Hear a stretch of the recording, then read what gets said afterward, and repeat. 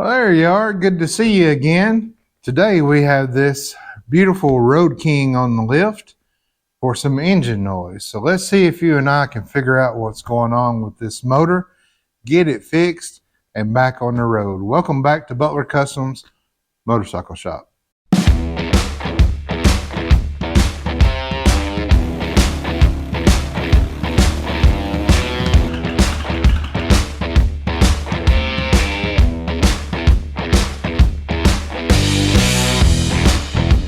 Give you a quick walk around here of this Road King. Check these out.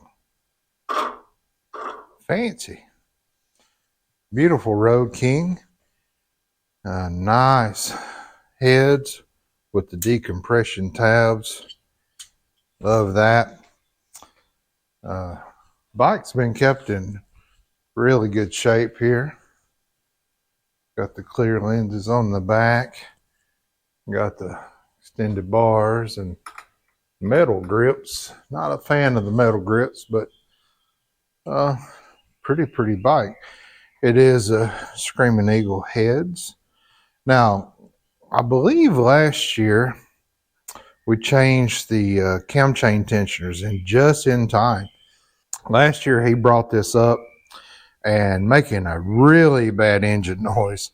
And I'm like, whoa, turn it off. Don't start this bike again, because I knew what that noise was. The cam chain tensioners, both the front and the rear, were gone. Completely gone. The plastic had broken off. There was no more tension in that either chains, and you could hear it. Luckily, it didn't cause any damage. We were able to change those tensioners out, put it back together. Bike was great. Now this year it's back for a new engine noise, and I heard it, and he kind of heard it as well, and I kind of got a guess about what it is. But what I'm going to do, I'm going to start this bike and see if you can pick out the noise that this engine's making, and then we'll start to fix it.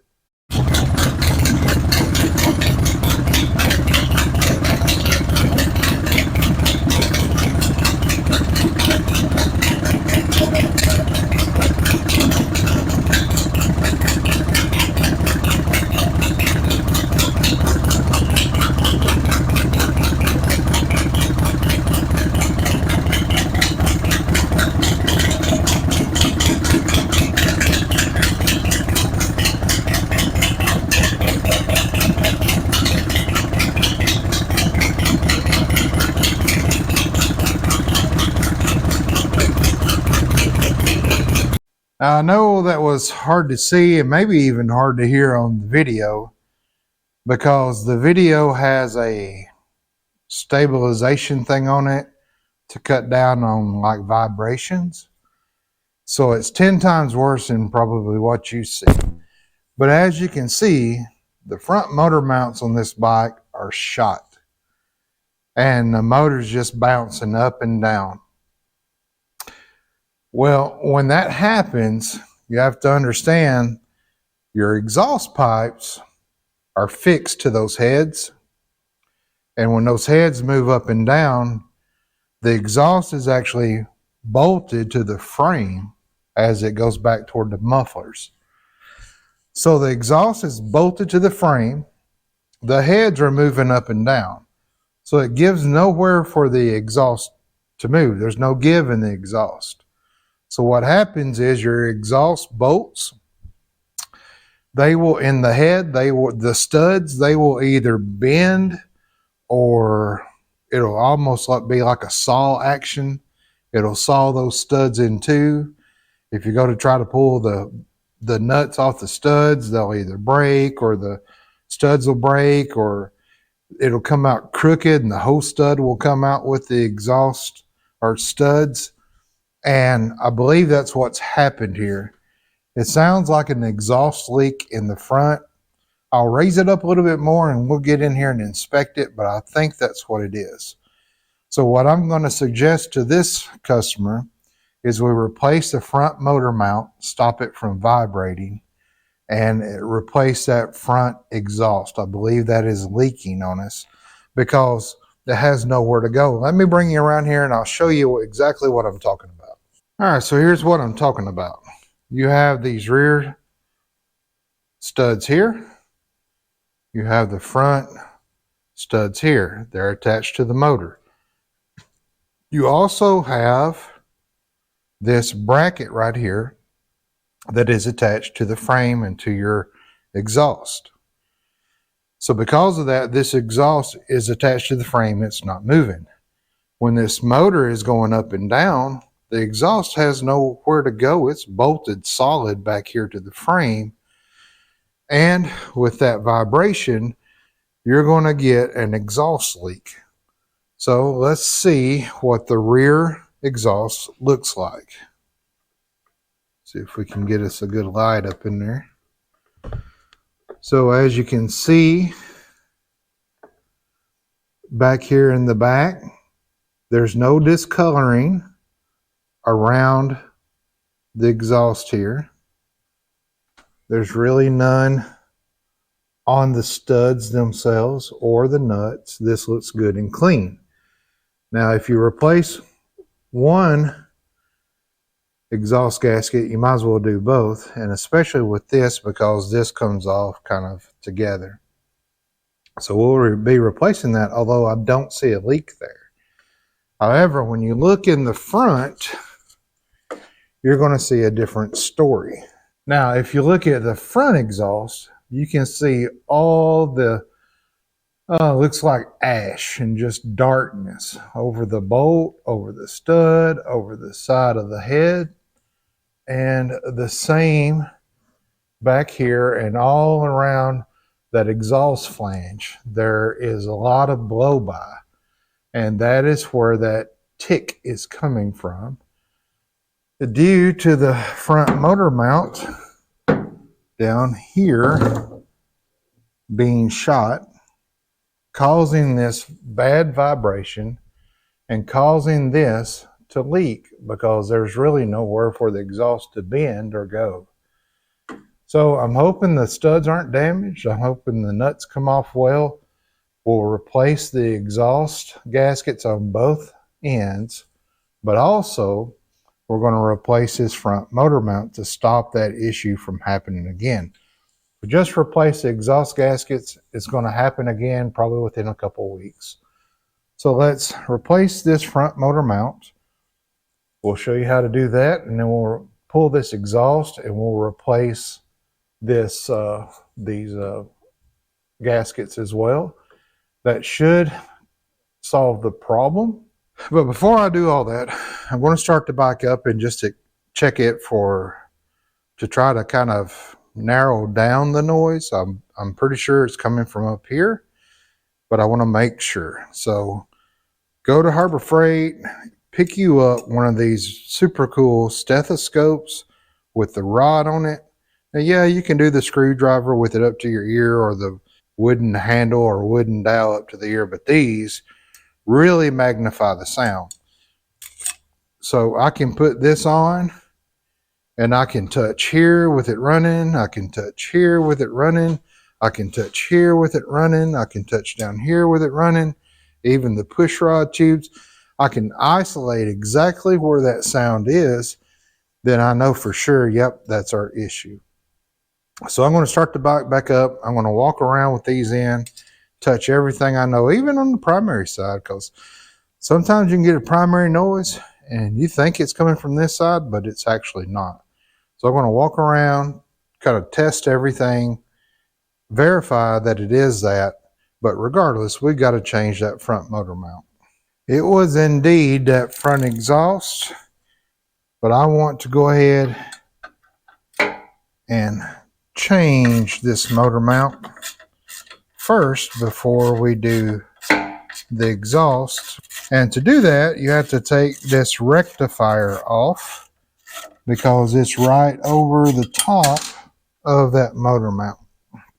Now, you don't have to disconnect the battery for this, but if you don't feel safe, you can. All we're doing is dropping this rectifier out of the way. There we go. We'll get that cover off. Then we have these nutted studs here that we'll use to take this whole bracket off and then just let the rectifier kind of hang down out of the way. So a 7/16 on these studs. Now with these studs, or these actually they're long nuts, kind of like in a head, they've got this socket fitting at the top and then the long stud. Do not install these upside down. You can, but that you'll never be able to get this off without just taking a wrench in there and barely turning it. There's just no room. They're designed to go with the top end up to put the socket on so that you can get these off. So pay attention when you put these back on. Don't put them on upside down. Now our rectifier can come up off the mount here and can just simply move out of the way and down. And now you have access right here to your motor mount. Now in this, let's see, I'm probably going to start just unplugging everything under here. So unplug the stator, unplug the wire here for the position sensor, the crank sensor. I'll unplug that as well. Now with the light in here, we can see a little bit better. So we have this plate here that's mounted actually to the motor with that nut back there, this nut here. You have this dampering rod right here that's connected to this top of this plate. And then this right here connects as a long bolt that runs all the way through your frame, your crossover right here. And inside there is where our motor mount is. So to get the motor mount out, we need to take this off, long bolt off, and a bolt here and a bolt over there. However, you won't be able, the mount itself raises up through this and then out. So you won't be able to raise it up with this plate on. So what I like to do is I'll put another jack underneath right in the front of the motor to hold the motor in place. Then I will take these two studs out, connecting the motor. I'll also take this out to get this arm out of the way. Then I can take this whole plate off. Then this motor mount can come right up. If you try to do this without connecting these two back bolts here from the motor, if you just try to raise the motor up enough to get this out, don't do that.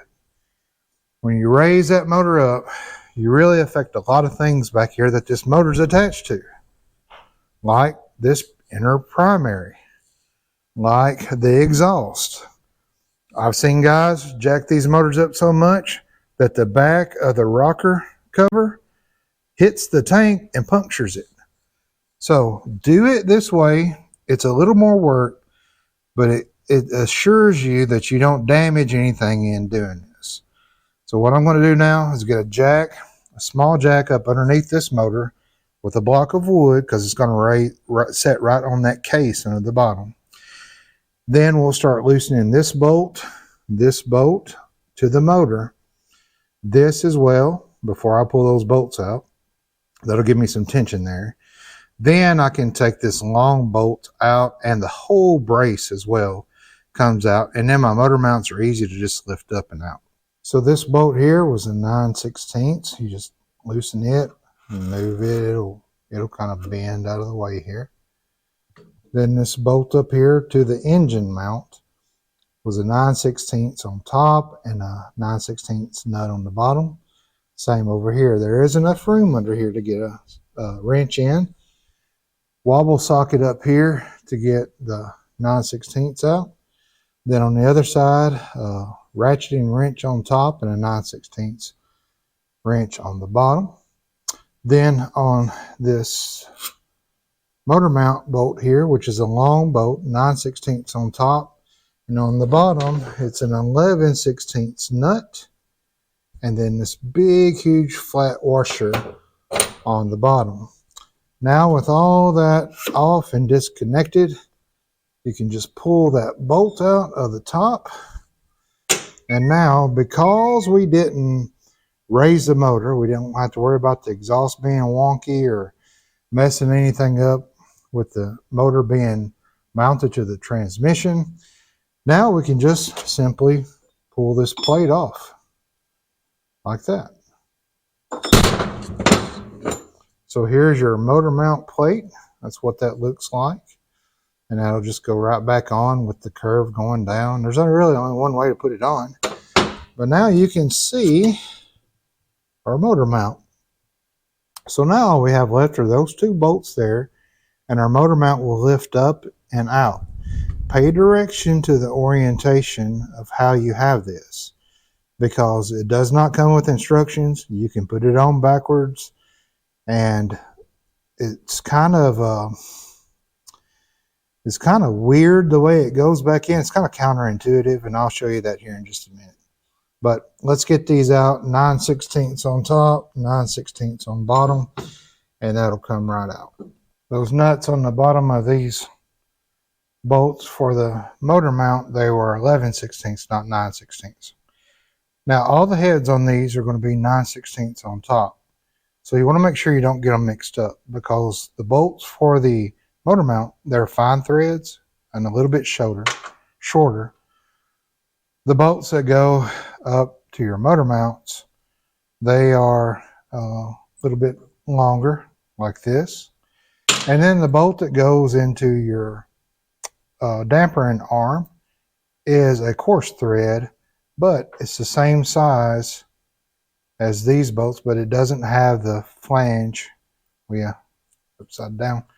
It's the same size as your motor mount bolts. This bolt that goes to the dampering rod, and then this that goes to your motor mount. So you don't want to get these mixed up, because if you try to thread a fine thread into the coarse thread of the dampering bolt mount, you'll screw the mount up, and then you'll either have to retap this or get you a new one.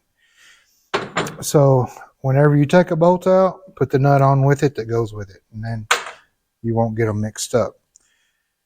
Now the front motor mount's ready just to lift up and out of the way. And as you can see, we didn't have to monkey with the motor any. We just kind of stabilized it with a jack underneath so it didn't move once we released everything.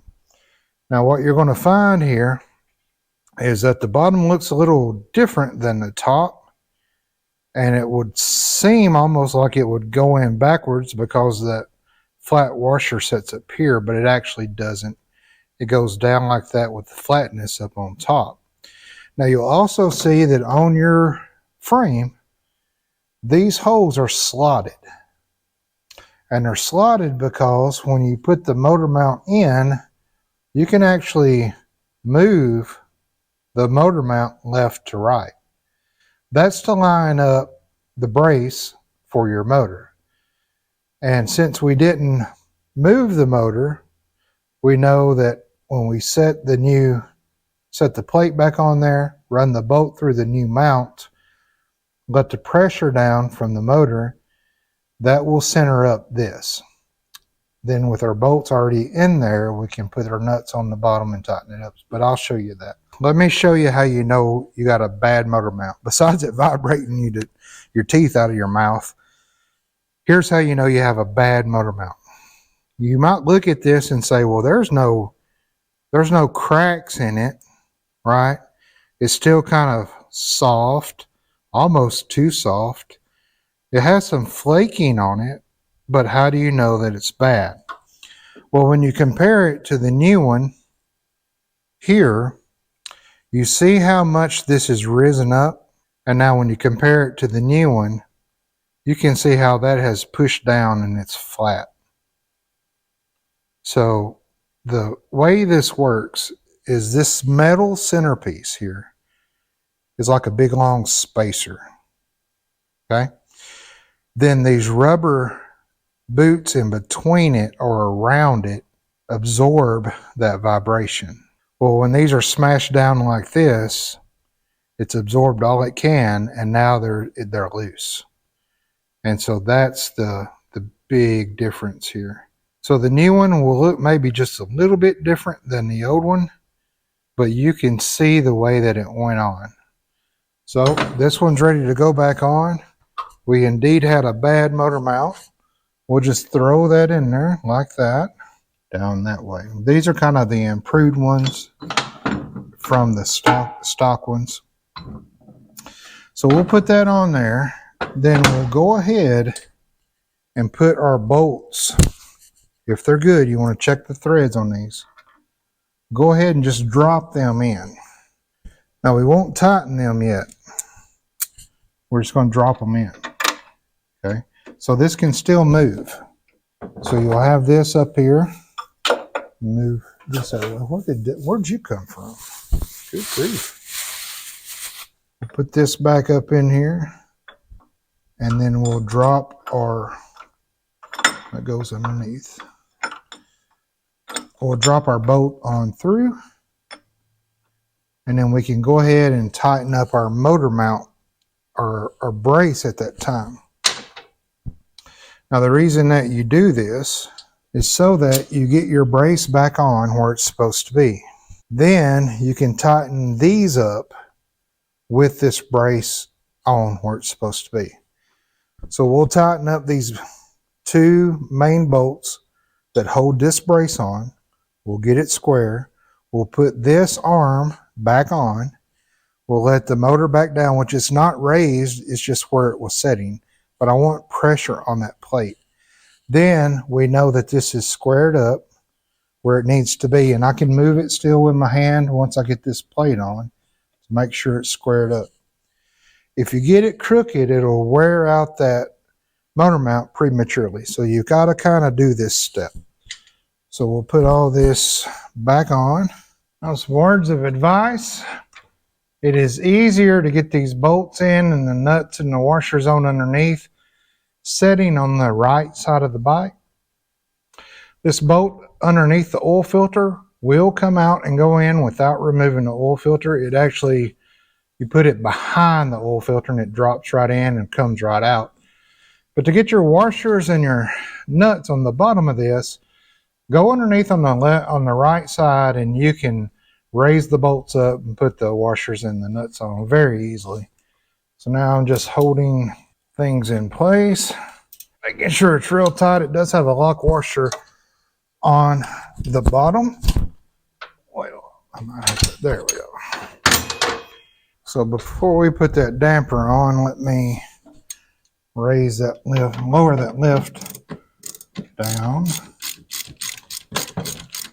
All right, there's no pressure on that now at all. Now everything is down and seated, and the bolt's through, so we know that it's right in the center of where it needs to be. Now we can run this damper and bolt back in. Might have to put a little tension on the bolt because this dampener is doing its job. So it keeps the tension on that pretty good, but lock washer on that as well. So now we got the pressure down, our bolt's moving around good, it's not seized up, but the motor mount is setting exactly where it should be. So now we can go ahead and get our motor mount bolts tightened down, get the nuts on those. What I like to do is go ahead and tighten this first. Get this back on here. I did inspect the threads. Usually these take a big beating. They're grade 8 bolts. So if you need to replace them, you can. However, the threads on these look good. They're a fine or maybe even an extra fine thread so that they don't come loose. It's got that big washer underneath, and then the nut. It's a 11/16 nut on the bottom. All right. Now we can move on and get our motor mounts actually tightened up. Just a nut on the bottom of these. The spacer goes up here on the top. It's not a lock nut or lock washer. Again, you can access all this from the right side. Probably a lot easier to do.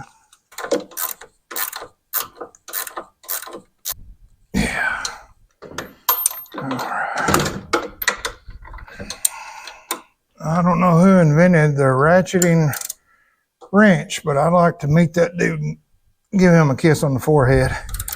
These are so handy. All right, so with that, our motor mount is now in. It's centered, the dampering rod's on, everything's setting nice and flush and well and tight. And man, I bet this motor is going to run so smooth now, not vibrate as much as it was before. I can't wait to start it back up. Then we'll tackle the exhaust gaskets and replace those. But right now, we've got to hook our stator back up and our sensor. Good snap. And then our sensor. Yes. And then we'll put this on clip. And then this little kind of cover thing come off to keep these wires together. Put that back on and get that side in. That side on. To me, this little clip here is kind of redundant because these lines or wires are so short. Anyway, maybe I gotta take that off. Well, okay. Little clip.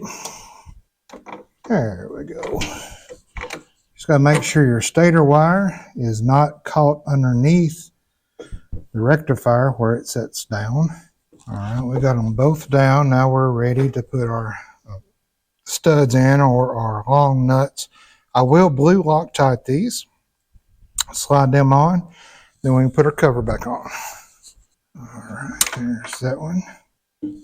We'll do the other side. All right, we'll tighten these back down with 7/16. Make sure you check your wires, that you don't have rectifier wires underneath the mount and stator wires over here underneath. Now don't go crazy on these. Those threaded studs are riveted or made into that cross member on the frame. So you strip those out and you got big troubles. So with the Loctite and the studs on, now we're just ready for our fancy Nancy cover. Allen head bolts, we'll Loctite those with some blue. On a Harley, guys, anything that doesn't have a lock nut or a lock washer, you better Loctite it. Harleys vibrate. It's one of the joys of them.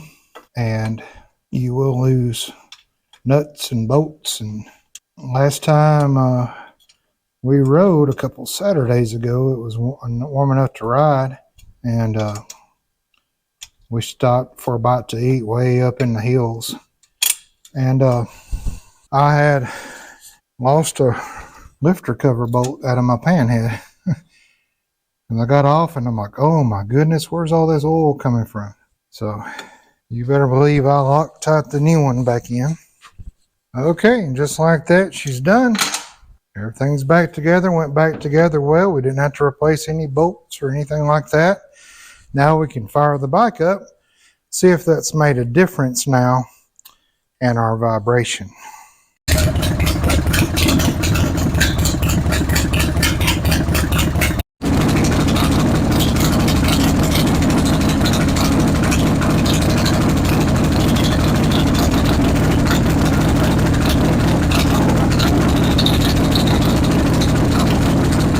Wow, what a difference, guys. I'll tell you, when it's vibrating that bad before, it just wears you out. It wears your arms out, your hands will go numb. Not only that, it can cause other motor issues like we see here with the front exhaust leak from the motor moving so much.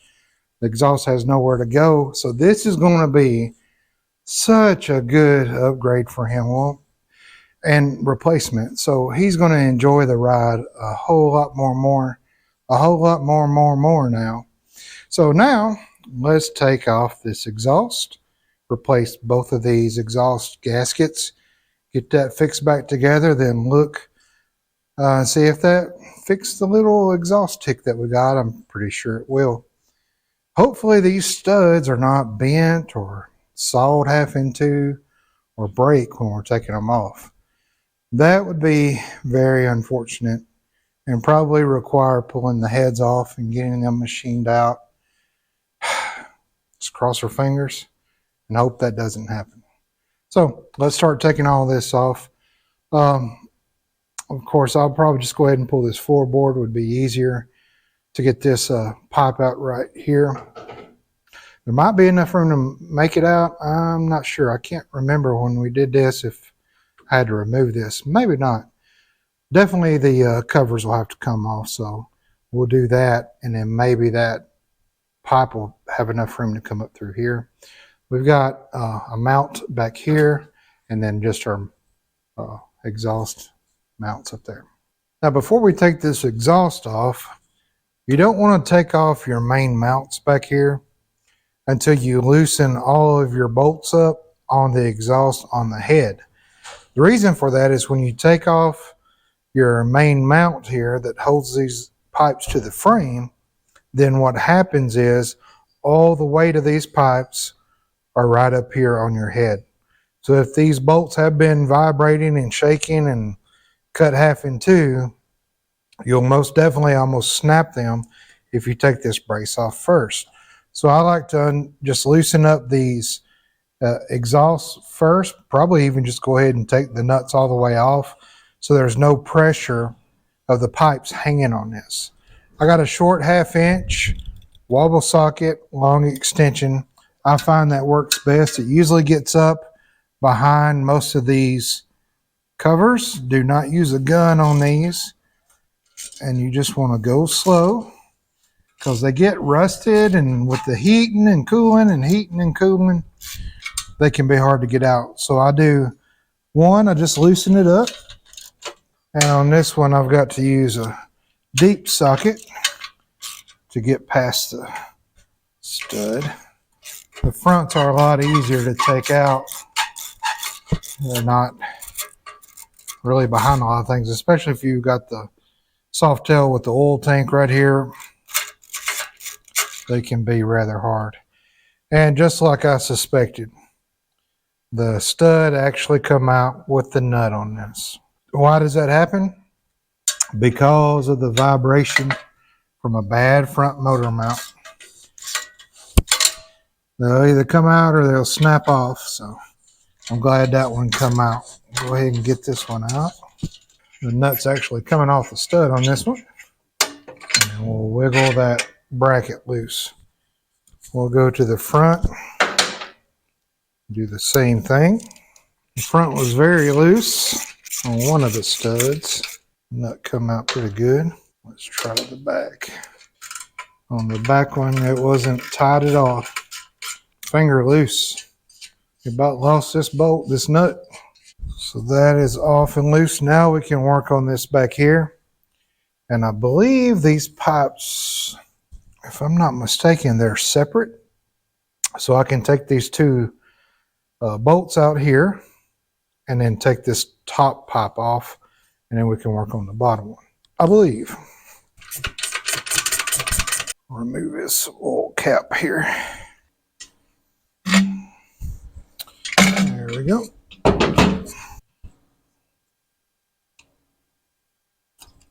There we go. Now we'll do the same for the front. All right, got our bolt and washer out, and then there's one more. Oh, and this one is loose. Now we should be able to drop this down, and I believe, there we go. So as you can see, look at all that carbon on the outside of this pipe. So that was indeed the ticking noise that we heard. That was an exhaust leak out of the front. We'll pull that gasket out, and that was indeed leaking pretty bad. The only spot it wasn't leaking was right up here. Pretty bad. This was the back side. So it was leaking out of all of that except for that right there. And the bolts were loose. And luckily it didn't bend the studs or damage the studs. So that's good. We caught it just in time. And I want to tell you, People that ride their bikes and ride them a lot, they are the experts on their bikes. They know when something doesn't sound right. They know when something gets loose. They know when something just doesn't feel right because they ride them all the time. The experts on the bikes are the people that ride their bikes. They know when something's wrong. And so this customer heard something wrong, felt something wrong, said this isn't right. It's not running like it used to. And he caught it in time. So that's great. I'm just going to plug this trickle charger cap back up for him. So let's get some new exhaust gaskets on there, throw the pipes back on, and this bike is done. It should sound a lot better. It already doesn't vibrate as much, half as much as it did. And this bike will be ready to go back and have a good season of riding. So I got my exhaust gaskets in. I've got my pipe put back up here, and I'm going to just hang my exhaust by the heads loosely. And then I'm going to get this set where it needs to be and then tighten them up. I am adding some lock washers to the front because they were extremely loose, and the lock washers will kind of help keep them, tight a little bit better than just nothing. So I'm going to go ahead and put these on. Now again, I'm not tightening these up on the heads yet because I've not got the weight of these pipes and the mufflers braced up yet. But I do want to make sure they're set up in the hole, that bracket is on there, and my lock washers and nuts are on the front. And now I can go ahead and tighten up this back here. It's a little hard to get to, but not impossible.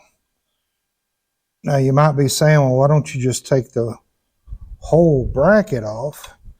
But it is mounted to the transmission cover, and it is impossible really to get to. And you can get to this. It just takes a little maneuvering, a little MacGyvering to get it where you want it. Take this out again. Get that one screwed in.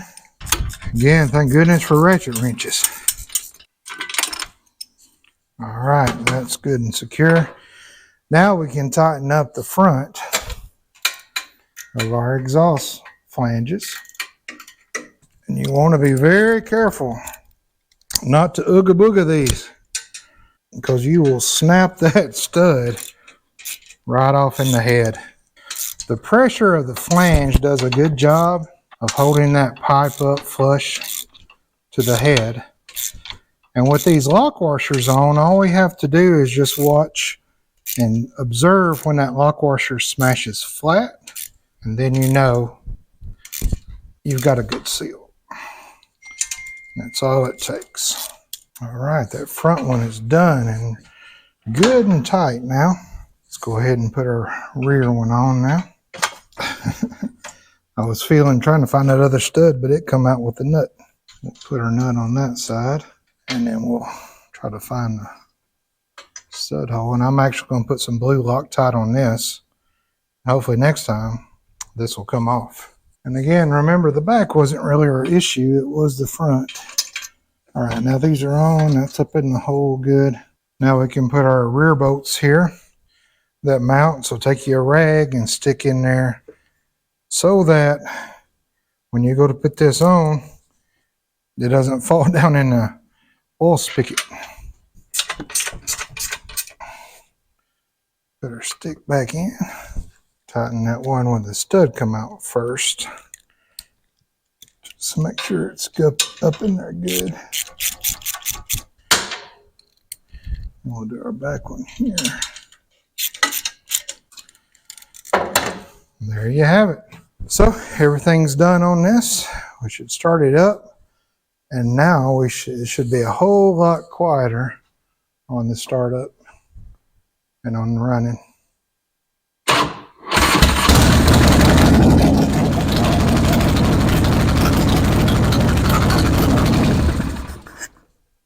There we go. That's a success. All right, folks, there you have it. We've successfully fixed a bad vibration in this motor, which caused a leaking front exhaust. And we fixed all that up. Everything turned out great. And this customer's going to be happy this riding season. Whole lot smoother ride. Just kick his feet up and enjoy being out on the road. Remember, the expert on your bike is you. You know what's right. You know what doesn't sound right. You know when things aren't going right. So listen to that. Listen to your instincts and check things out if you know something's not sounding right. So thanks so much for stopping by today and wrenching with me, and tell your mama and them I said hi.